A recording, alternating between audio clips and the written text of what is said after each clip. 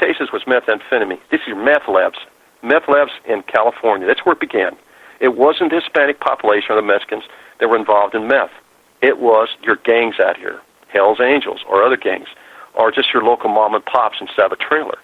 Methamphetamine labs, we hit them all the time with no lab gear or anything like that.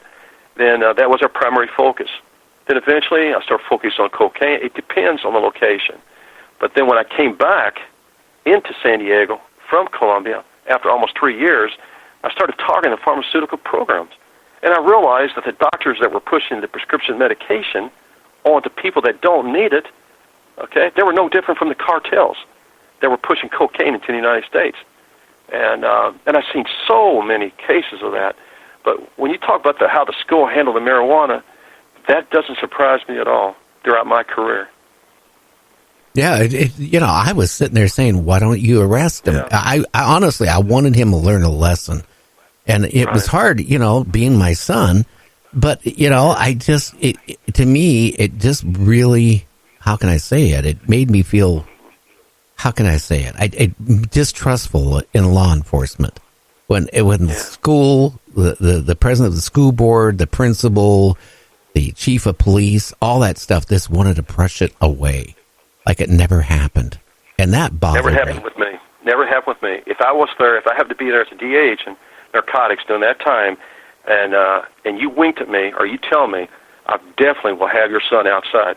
I will put cuffs on him and I'll walk him right out the school, detain him. There's people don't realize as law enforcement, we don't have to arrest you on the spot. We detain you. Okay, law enforcement, not security guards, no one else. Only law enforcement, federal, state, or locals, they detain you. Okay? In other words, for safety, we put the cuffs on you, and we'll take you outside or take you somewhere and talk to you.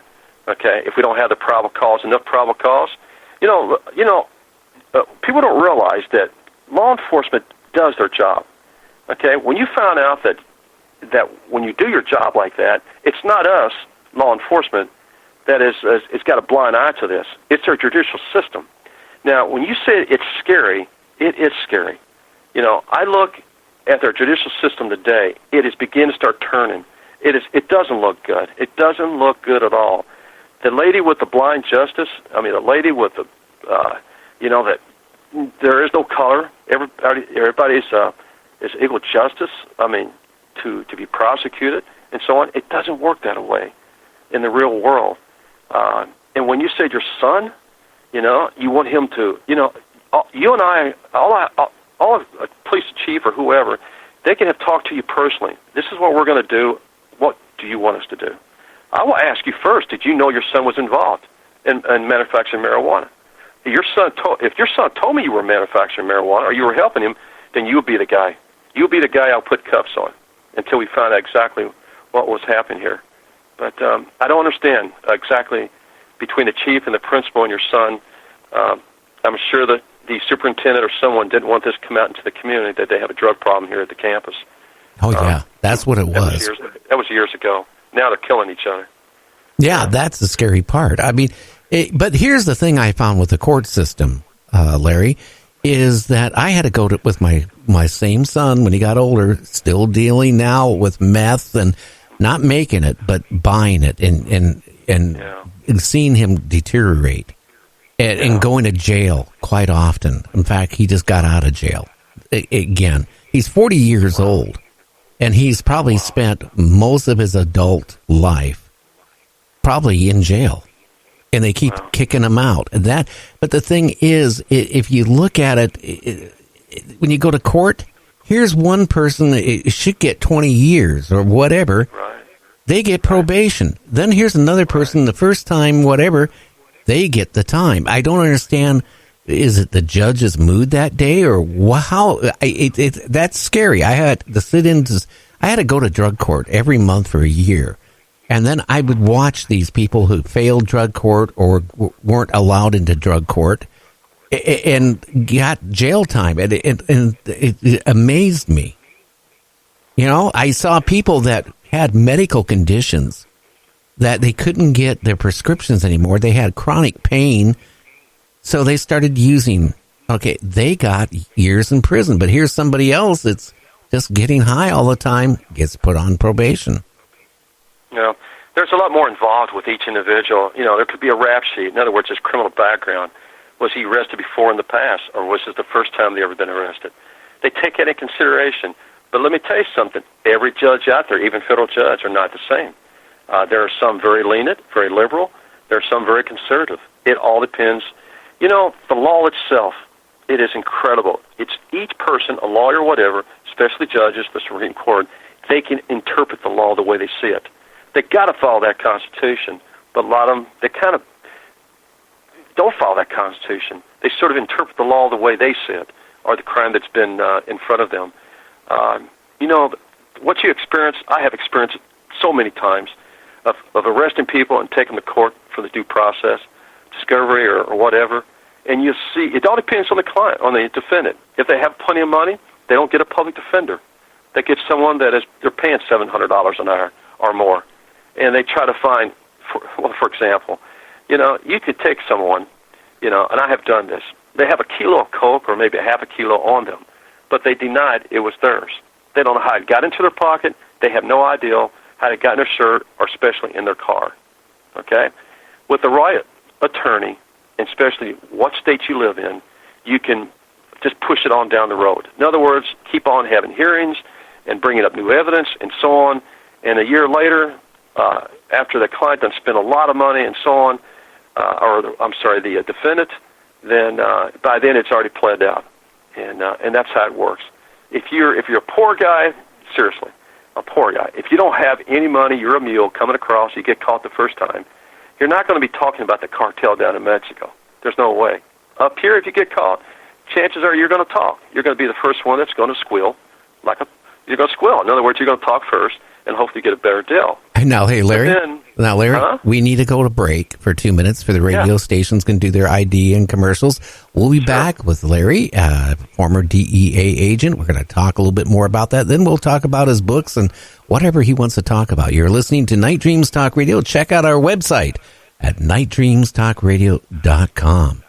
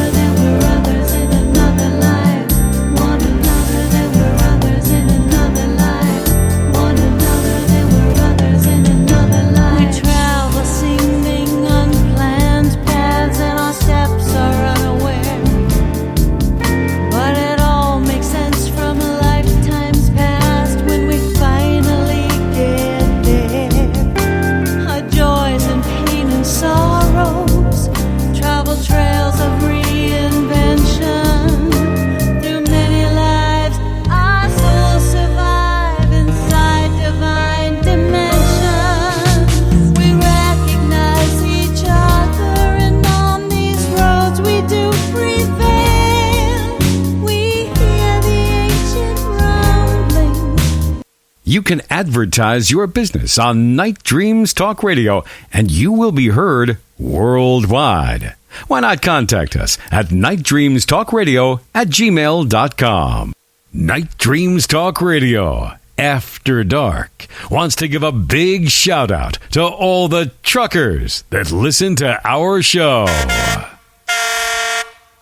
Good evening or morning, depending on your time zone.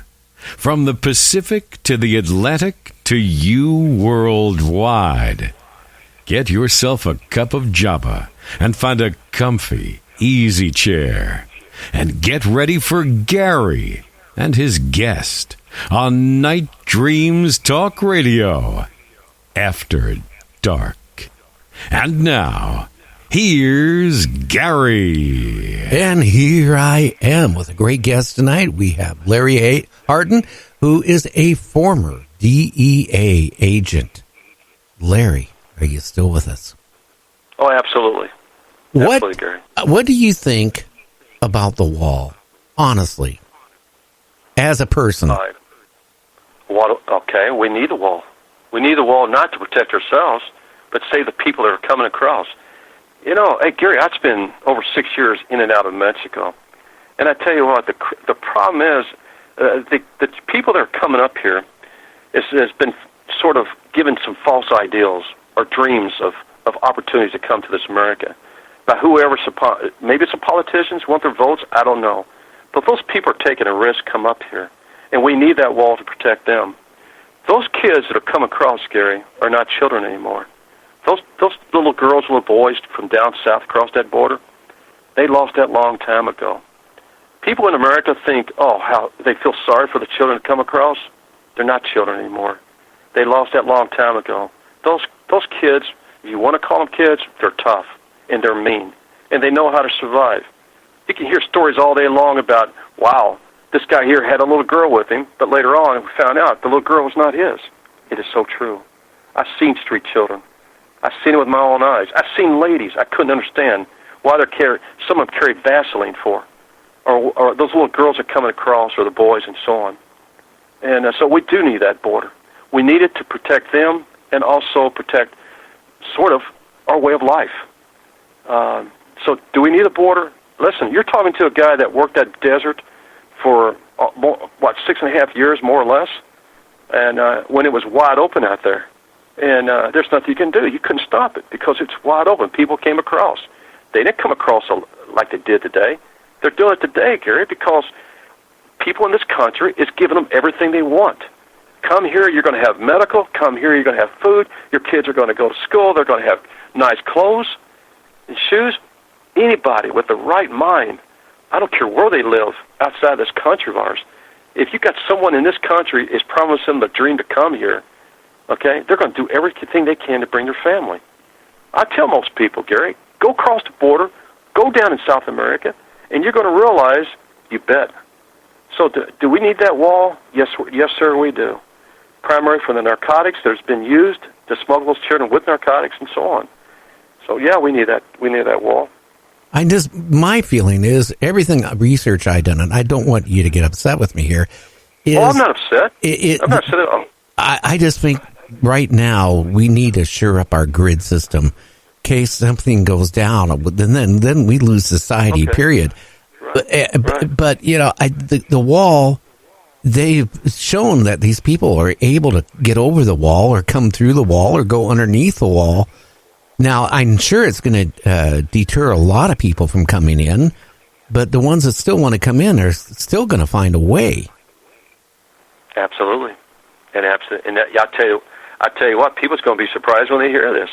You know, a lot of people come to the port of entry, as we're speaking now, in San Ysidro, California, or anywhere along the border. There's still a lot of drugs coming across the port of entries.